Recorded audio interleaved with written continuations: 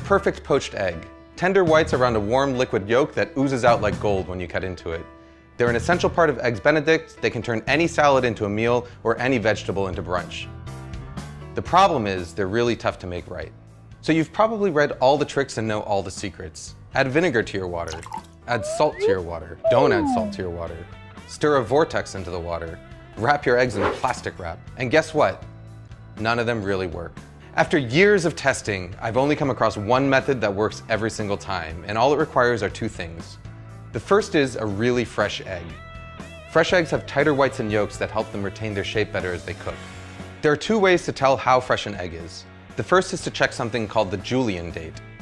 As long as it's packed in the US, every carton of eggs has a number between 000 and 365 on it, and that number corresponds to the day on which the egg was cleaned and packed. So a number of 000 would mean January 1st, 003 would mean January 4th, and so on. All you really need to know is that the higher the number, the fresher the egg. You can also tell how fresh an egg is by carefully putting it into a cup of water. As an egg ages, the air pocket in the fat end is going to get bigger and bigger, which will make the egg stand upright or sometimes even float. A really fresh egg will sink and lie flat on its back like this. Once you've got your fresh egg, the second tool you need is something that I saw first suggested by British chef Heston Blumenthal, a fine mesh strainer. You see, no matter how fresh your eggs are, there's always going to be some amount of liquid white.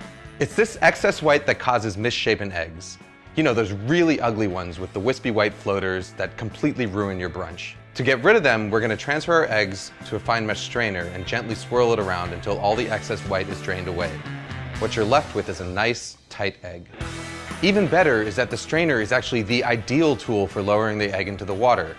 What I've got here is a pot of water at 180 degrees Fahrenheit, which is just about the temperature that the water is quivering but not quite simmering yet. All I'm going to do is gently lower the strainer with the egg into the water, move it back and forth a little bit to make sure the egg isn't stuck, and then carefully roll the egg out. Just like a kid, it's these early formative stages of a poached egg's life that are going to determine how it turns out in the end.